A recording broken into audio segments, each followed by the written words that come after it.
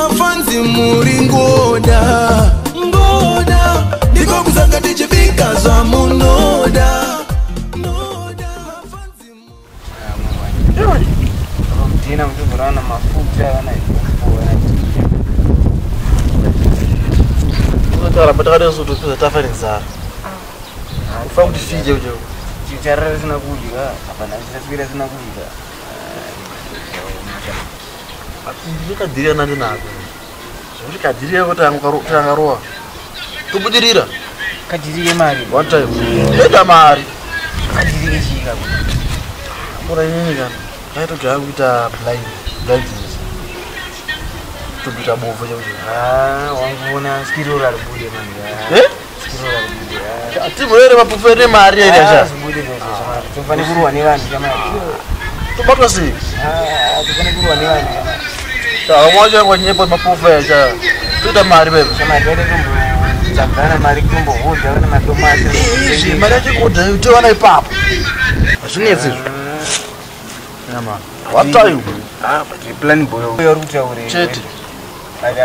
Apa nita buvo yona ndiani manje. Tese. Tese?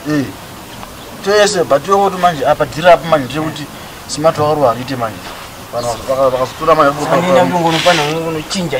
Mungu smart murere wesi. Fast. Sikamira ndizo yenda ndizo chinja. Aunt. Plan. Wani. Aka wani. Tipena zara.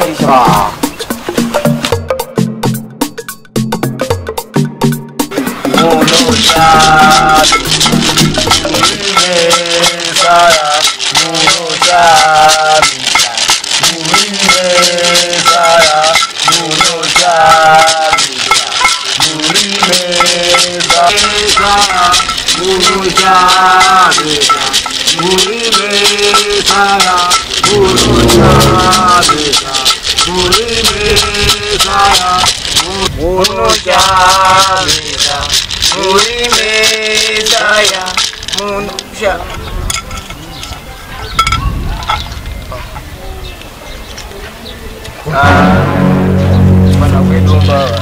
Tutori bana.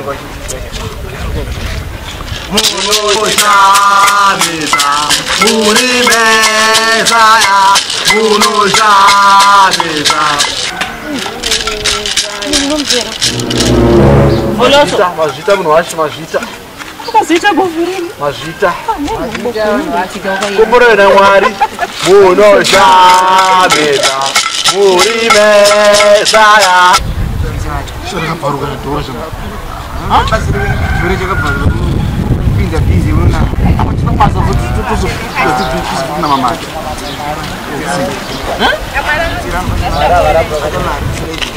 Muno shabeza.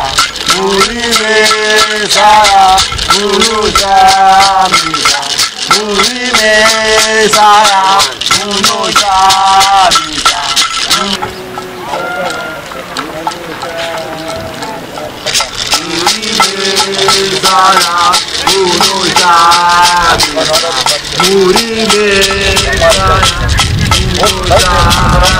Kuchanga kukanga kune izwi rakanga riri muna Mwari, izwi rakanga riri Mwari.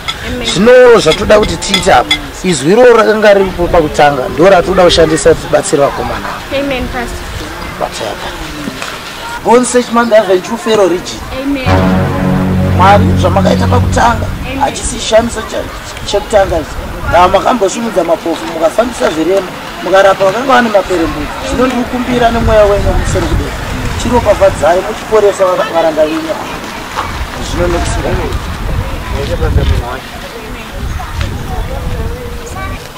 Shamai. Achaona Shamai. Iwe.